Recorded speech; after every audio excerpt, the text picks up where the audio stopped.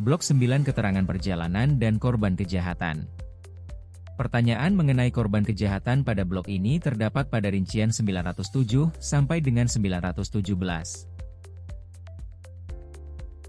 Blok keterangan korban kejahatan digunakan untuk menghasilkan beberapa indikator seperti persentase penduduk yang mengalami tindak kejahatan selama setahun terakhir dan persentase penduduk yang mengalami tindak kejahatan dan melaporkan ke polisi. Terdapat beberapa penegasan pada blok ini, di antaranya. Korban bullying verbal masuk kategori kejahatan lainnya, sedangkan bullying yang disertai kekerasan masuk kategori penganiayaan.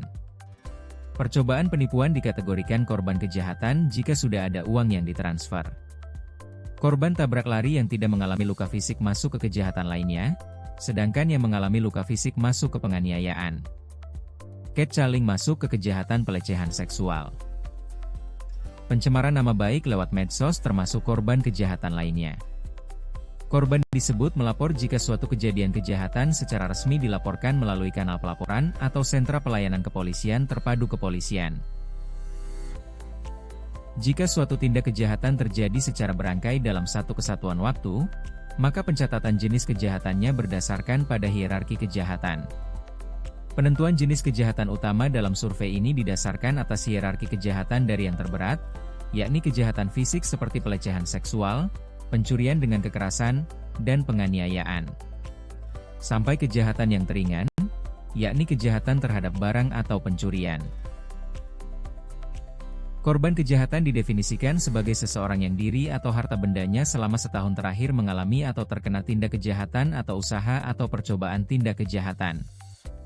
Tindak kejahatan yang dimaksud adalah semua tindakan kejahatan dan pelanggaran yang dapat diancam dengan hukuman berdasarkan Kitab Undang-Undang Hukum Pidana, KUHP, yang mengenai diri pribadi seseorang dan harta bendanya. Dalam survei ini yang dicatat adalah korban kejahatan, bukan pelaku kejahatan. Yang dimaksud kejahatan lainnya misalnya penculikan, pemerasan, penipuan, termasuk penipuan internet banking, pengrusakan barang, bullying verbal, tabrak lari yang tidak mengakibatkan luka pada korbannya, dan sebagainya. Pembunuhan tidak dicatat sebagai tindak kejahatan karena pendekatan yang digunakan adalah pendekatan korban.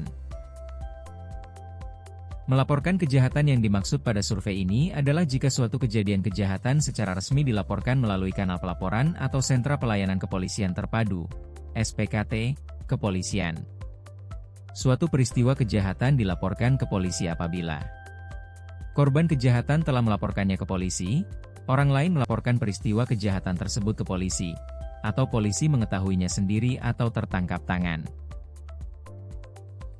Sekian penjelasan untuk blok 9 keterangan korban kejahatan. Terima kasih.